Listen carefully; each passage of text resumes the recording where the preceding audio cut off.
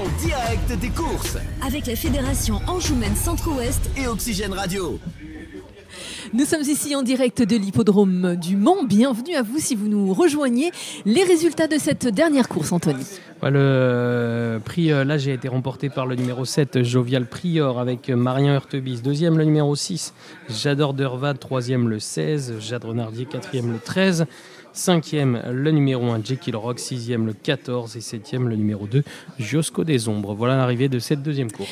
Merci Anthony. Et en plateau, on a le plaisir d'avoir notre vainqueur. Et quel vainqueur pour cette journée. Oui, en effet, félicitations Marien. C'est une victoire importante pour vous, puisque cette victoire, c'est la 50e, synonyme de passage dans le rang des professionnels. Ah oui, effectivement, c'est la 50e, ça y est, c'est fait. C'est pas évident de gagner des courses, ça demande quelques années, donc là, ça s'est bien passé, on avait le cheval pour, après il fallait que ça se passe bien. Donc on est satisfait. Ouais, d'ailleurs, vous avez drivé une très belle course, vous êtes rapproché en face, refait souffler dans le dernier tournant, une vraie course de pilote. On essaye de faire au mieux. C'est une petite jument qui est assez dure, mais qu'il faut préserver quand même. Elle venait de bien courir à Nantes avec Sylvain.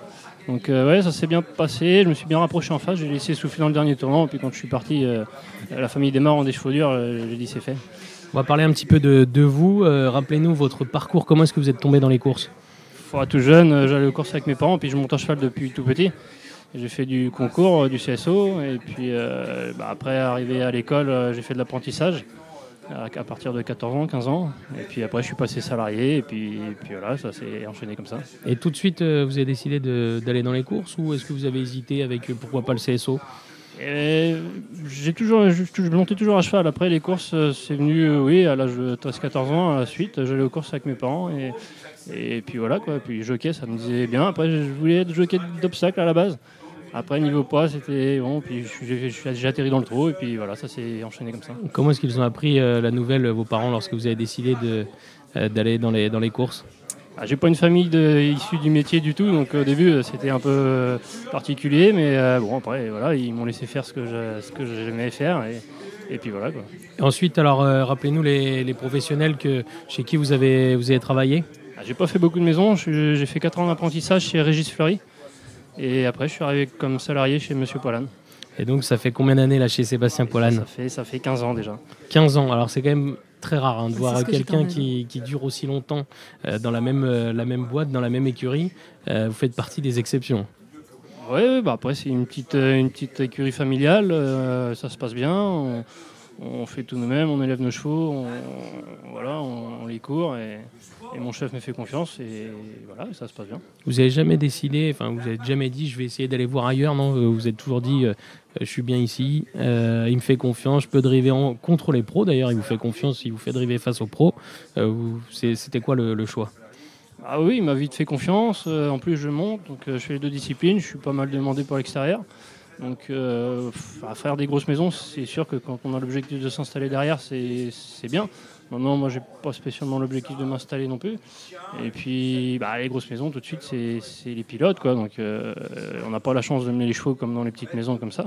Moi, je sais que j'ai la chance de pouvoir tout mener. Donc, c'est un avantage aussi.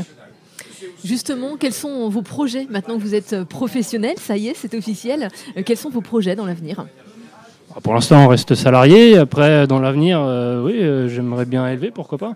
Avoir une petite jument 2 comme ça pour le plaisir. Et par contre, rester au sein de l'écurie pour l'instant, on ne change rien. Ça se passe bien comme ça, donc on ne change rien. Ouais. Pas forcément d'objectif de vous installer par la suite ou autre, non?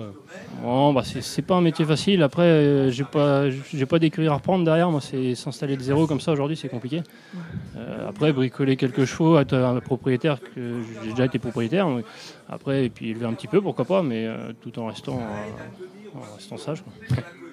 Là, c'était votre 4e victoire cette année. L'année passée, 3 victoires. Vous faites des années régulières. Comment est-ce que vous la jugez?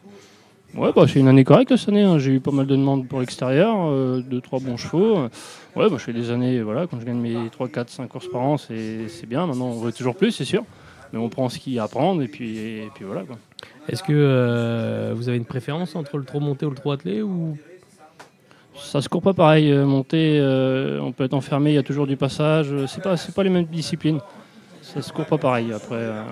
Mais j'aime les 2 disciplines. Ouais. D'ailleurs, c'est à peu près réparti de façon égale, vos victoires, 29 au trot attelé et 21 au trot monté.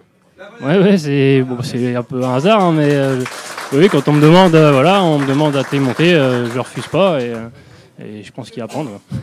Merci Marion, on va vous laisser puisque là il faut filer merci. Maintenant. Il a une vie de cage de river parce que là il file à Nantes.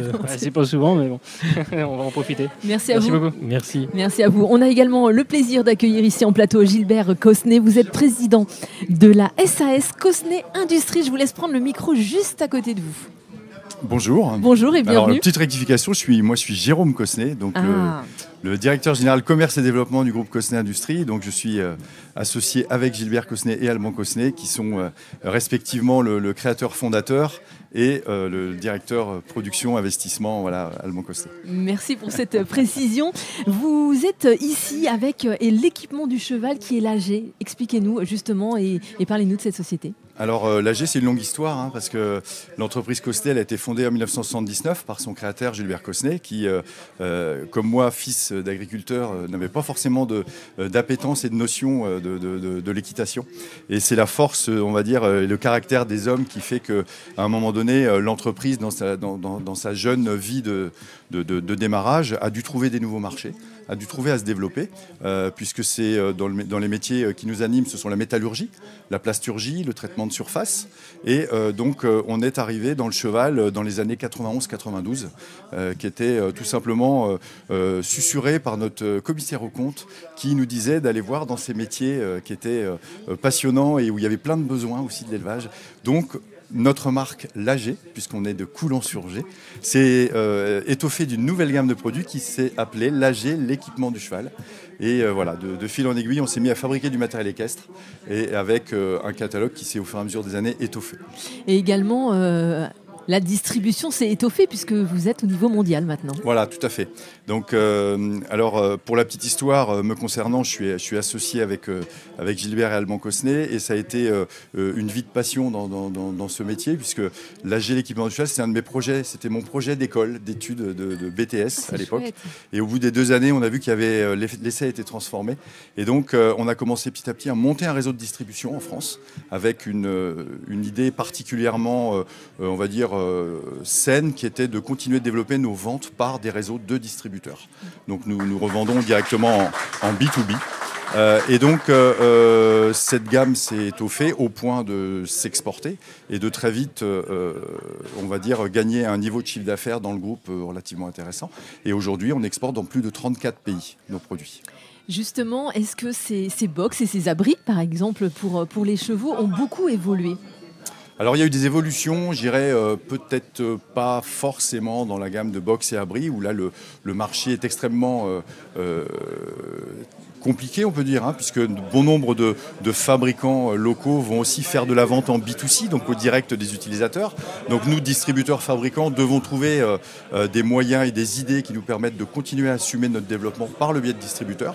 Donc oui, il y a eu des évolutions. En ce qui nous concerne, on est plutôt à travailler sur des produits haut de gamme, avec toujours une idée de possibilité d'extension. C'est-à-dire qu'on va fabriquer maintenant des abris qui, relativement simplement et facilement, vont pouvoir se compléter, s'étendre au fur et à mesure du temps. Donc on peut dire qu'au travers de ça, oui, c'est une innovation.